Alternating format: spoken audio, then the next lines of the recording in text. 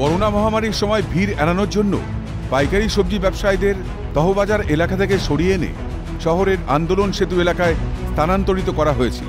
খুচরো সবজি ব্যবসায়ীদের দাবি, আন্দোলন সেতু এলাকা থেকে সবজি কিনে তহবাজারে এসে দোকান করতে তাদের সমস্যায় পড়তে হচ্ছে। তাই পাইকারি ব্যবসায়ীদের আন্দোলন সেতু এলাকা থেকে তহবাজারে স্থানান্তরিত করা হোক।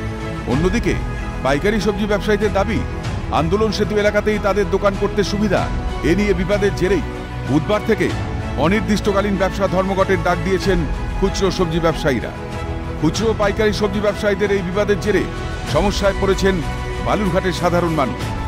ধর্মঘটের ফলে তহবাজার সহ শহরের অন্যান্য বাজারগুলো বন্ধ রয়েছে। এ প্রসঙ্গে বালুরঘাট পুরসভার চেয়ারম্যান অশোক মিত্র জানান, দুপক্ষের মধ্যে আলোচনা করে বিষয়টি মিটিয়ে নেওয়ার কথা তারা বলেছিলেন। সেই সঙ্গে জেলা শাসককেও বিষয়টি জানানো হয়েছিল। ব্যবসায়ী সমিতিগতভাবে যা যা আমাদের কাছে বলেছিলেন তার সমস্ত কিছুই আমরা ওখানে ইনফ্রাস্ট্রাকচারগত সমস্ত কিছু ঠিক করে দিয়েছি।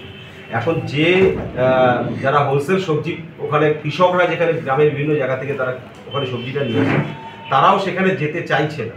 এবার আমরাও প্রশাসনগতভাবে আমরাও চাইছি যে আলোচনার মাধ্যমে বিষয়টা যাতে সমস্যার সমাধান হয়ে যায়, সেই কারণে জেলা প্রশাসনগতভাবে যা যা করা সেই প্রয়োজনীয় পদক্ষেপ গ্রহণ করে সমস্ত বিষয়টাই আমি অলরেডি ডিএম সাহেবের কাছে পাঠিয়েছি। এবার এখানকার যারা সবজি বিক্রেতা তারা বলছে আমরা ওখানে যাব না, এরকম একটা কোনো গণ্ডগোল হয়েছে। তা আমার এরকম হঠাৎ করে এসে আমার মতো প্রচুর যারা আজকে ক্রেতা তারা এসে ফিরে যাচ্ছে, আমরা সবজি পাইনি। তা আমার প্রশাসনের কাছে অনুরোধ থাকবে যে এই যে অব্যবস্থা একটা ঘটনা ঘটছে আর কি, সেটা যেন দ্রুত তারা ব্যবস্থা নেয় এবং আমরা এরা বলছে নাকি সবজি বাজার এখান থেকে চলে গেছে পাইকারি বাজারটা আমাদের ওই জোড়া ব্রিজের ওখানে আন্দোলন সেতুতে, ওই জন্য বলছে এরা আমরা বাজার বন্ধ রাখবো।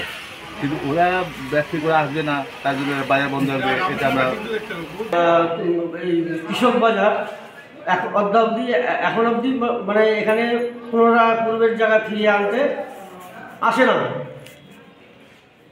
আমরা বহু আন্দোলনের মাধ্যমে এসডিও সাহেব এবং পৌরসভার চেয়ারম্যানের কাছে যাই।